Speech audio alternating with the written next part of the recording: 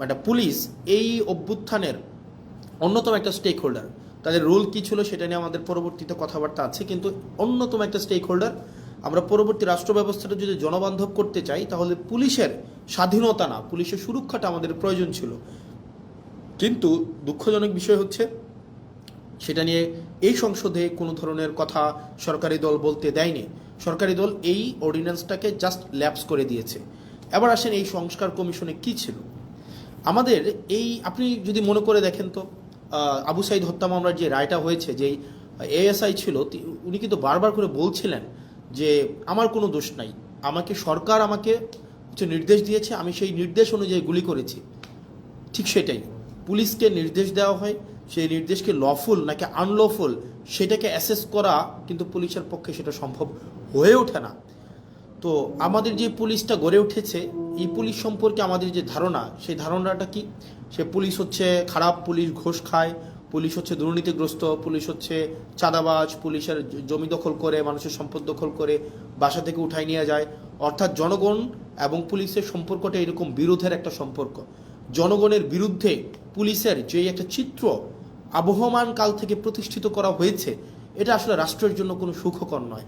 Police কিন্তু জনগণের বিরুদ্ধে থাকার কথা ছিল না।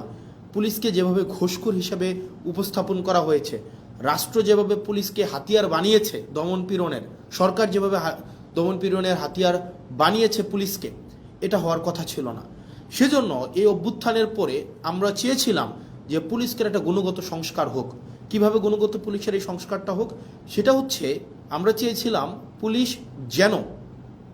পুলিশের যে একটা অভিযোগ আছে, আপনি দেখেন পুলিশের বর্তমান পরিস্থিতি, পুলিশ হচ্ছে, আমি ব্যক্তিগতভাবে মনে করি রাষ্ট্রের সবচেয়ে নিরীহ যদি রাষ্ট্রের কোনো অঙ্গ সংস্থা থাকে সেটা হচ্ছে পুলিশ। পুলিশকে মারতে বললে মারে, ছাড়তে বললে ছাড়ে, ধরতে বললে ধরে। পুলিশের এর বাইরে কিন্তু কিছু করার নাই। পুলিশকে যেই তার ঊর্ধ্বতন কর্মকর্তা যেই অর্ডার দেয়, সেটা লফুল হোক আর আনলফুল হোক, পুলিশ কিন্তু এটাকে বাস্তবায়ন করতে হয়। সেই জায়গা থেকে আমরা চেয়েছিলাম যে, এবং পুলিশের কিছু সমস্যা আছে। যেমন পুলিশের 1 নম্বর সমস্যা হচ্ছে পুলিশ সারাদিন ডিউটি করতে হয়, মানে অলমোস্ট 24/7 ডিউটি করতে হয়, তাকে ওভারটাইম দেওয়া হয় না।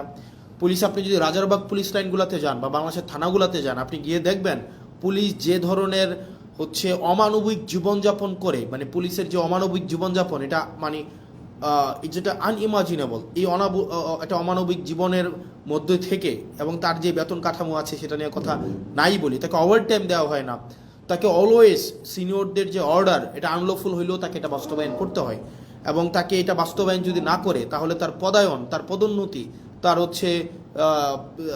ট্রান্সফার, এই সবগুলোকে আটকে দেওয়া হয়। এবং দুঃখজনক বিষয় হচ্ছে পুলিশ যদি সরকারের কোনো ইচ্ছার বাইরে যায়, অন্যায্যভাবে সরকার একটা অন্যায্য একটা অর্ডার করছে, এটার বাইরে যদি পুলিশ যায়, তার চাকরি অলমোস্ট ইম্পসিবল হয়ে ওঠে। এখন দেখেন পুলিশের এই যে ক্ষোভ, পুলিশের প্রতি যে এইসব অন্যায্য অবিচার করা হচ্ছে, তার পোস্টিং, প্রমোশন, পদোন্নতি সবগুলো রাজনৈতিক ইচ্ছার উপরে নির্ভর করা হচ্ছে। বাংলাদেশে পুলিশ যারা সরকারের যত বেশি পদলেহন করে, যারা সরকারের সবচেয়ে বেশি কাছাকাছি থাকে, যারা সরকারি দলকে সবসময় পৃষ্ঠপোষকতা করে, তারা ভালো পোস্টিং পায়, তারা ভালো প্রমোশন পায়। সেজন্য সরকারের লিগ্যাল অর্ডার করুক অথবা আনলিগ্যাল অর্ডার করুক, এই কারণে পুলিশরা সবসময় চায় সরকারের মনোরঞ্জনের মধ্য দিয়ে ব্যস্ত থাকতে। এখন এই যে পুলিশের যত অভাব, পুলিশের যত প্রত্যাশা, পুলিশের যত চাওয়া পাওয়া, পুলিশের যত ক্ষোভ, এগুলা নিরসনের জন্য এই গভর্নমেন্ট একটা কাজ করেছিল, মানে ইন্টারিম গভর্নমেন্ট, সেটা ছিল পুলিশ গ্রিভিয়েন্স রিএড্রেস প্রোগ্রাম হাতে নিয়েছিল। অর্থাৎ পুলিশের ক্ষোভ নিরসন করা এবং ন্যায্যতার ভিত্তিতে পুলিশের যে প্রয়োজনগুলো সেগুলোকে নিশ্চিত করার জন্য পুলিশ গ্রিভিয়েন্স রিএড্রেস প্রোগ্রাম হাতে নিয়েছিল এই সংস্কার কমিশনে। অথচ বিএনপি সরকার সেটাকে বাতিল করে দিয়েছে। ভাই, একটা জিনিস বুঝেন আপনারা, পুলিশ তো একটা ডিসিপ্লিনারি ফোর্স, তার প্রয়োজন, প্রত্যাশা, চাওয়া পাওয়া, সেগুলোর জন্য তো পুলিশ আন্দোলন করতে পারবে না, কোথাও গিয়ে স্মারকলিপি দিতে পারবে না। তাকে যদি আপনি একটা হিলিং একটা ওয়ে না দেন, এটা উইন্ডো না দেন, তাহলে তার প্রয়োজন, প্রত্যাশা সে কোথায় দিবে, মানে সেগুলো কার কাছে জানাবে? এটা জানানোর জন্য ইন্টারিম গভর্নমেন্ট যে পুলিশ সংস্কার কমিশনটা করেছিল, সেটা হচ্ছে সেখানে পুলিশের ক্ষোভটাও যেন পুলিশ জানাইতে পারে, পুলিশের অভিযোগটা যেন পুলিশ জানাইতে পারে। এবং পুলিশকে যদি কেউ আনলফুল্লি কোনো একটা অর্ডার করা হয়, পুলিশকে যদি কেউ অন্যায্যভাবে কোনো একটা অর্ডার করা হয় যে তোমাকে গুলি করতে হবে, তোমাকে কাউকে উঠাই নিয়ে আসতে হবে, তোমাকে হচ্ছে মানে বেআইনি কোনো একটা কাজ করতে হবে, পুলিশ সদস্যরাও যাতে সেটা থেকে নিষ্কৃতি পায়, সেটার জন্য একটা অভিযোগ জানাইতে পারে, সেটার জন্য পুলিশ গ্রিভিয়েন্স রিড্রেস একটা প্রোগ্রাম হাতে নেওয়া হয়েছিল, সেটাকেও বাতিল করে দেওয়া হয়েছে।